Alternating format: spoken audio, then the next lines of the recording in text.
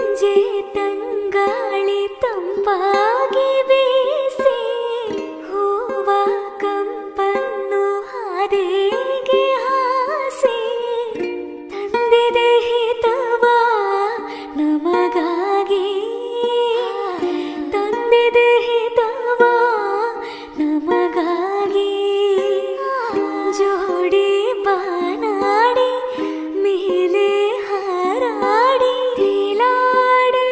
ಓಲಾಡಿ ಕಲಿಯುವಂತೆ ನಾವು ಆಡೋಣ ಇನ್ನೇಕೆ ಬಾ ಚಿಂತೆ ಜೀವ ಹೂವಾಗಿದೆ ಭಾವಜೀನ